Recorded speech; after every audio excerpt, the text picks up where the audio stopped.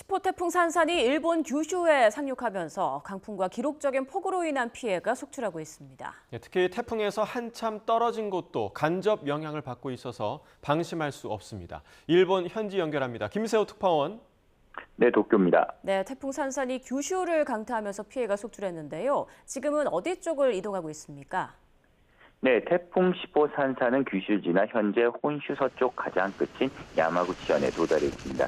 시속 15km의 매우 느린 속도로 동쪽 방향인 시코쿠 지방으로 이동하고 있습니다. 중심 기압은 994헥토파스칼로 위력 자체는 조금 약해졌지만 순간 최대 풍속은 초속 30m로 큰 피해를 줄 수 있는 위력을 유지하고 있습니다. 미야자키현 일부 지역의 경우 72시간 동안 884mm가 쏟아졌는데 이는 평년 8월 한 달 강우량의 1.5배에 이릅니다. 규슈 각 지역에서 이 같은 기록적인 폭우가 이어지면서 하천 범람과 도로 침수가 잇따르고 있습니다. 강풍 피해도 늘고 있는데요. 태풍의 직격타를 맞은 지역에서는 건물 지붕과 벽면이 강한 바람에 뜯겨나간 모습을 어렵지 않게 찾아볼 수 있습니다. 특히 동풍에 날아온 유리 파편 등에 맞아 돌풍에 날아온 유리 파편 등에 맞아 크고 작은 부상을 입은 사람도 100여 명에 육박합니다.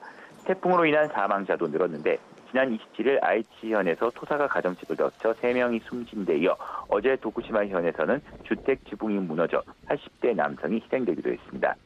가오시마에서는 소형 선박에서 조업하던 60대 남성이 선박이 뒤집혀 실종됐고 후쿠오카현에서는 80대 남성이 급류에 휩쓸려 사라져 생사를 알 수가 없습니다.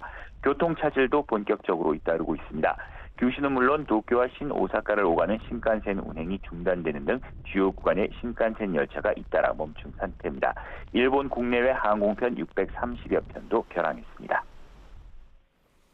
네, 도쿄를 포함한 수도권 지역에도 간밤에 많은 비가 내려서 침수 피해가 있었다라고 하는데 이 지역은 태풍과는 상당히 떨어져 있지 않습니까?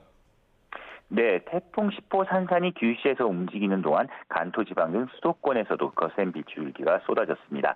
태풍으로 인해 덥고 습한 공기가 유입되면서 한층 광범위한 지역에 영향을 미치고 있습니다. 일본 기상청은 도쿄도 가나가와현, 사이타마현 등 간토 지방과 시코쿠, 규슈 일부 지역에 산사태와 하천 범람을 경고하고 있습니다. 도쿄에 있는 메구로 하천의 경우 게릴라성 폭우로 범람 위험 수위까지 물이 불어나기도 했습니다. 도쿄에 인접한 가나가와현도 24시간 동안 314mm가 내렸는데 평년 8월 한 달 강우량의 거의 2배에 달했습니다. 이로 인해 가나가와현 히라즈카시는 하천이 범람하면서 주민들에게 피난 지시가 내려졌습니다. 또 시내 주차장이 물에 잠겨 차량 수십 대가 침수 피해를 입기도 했습니다.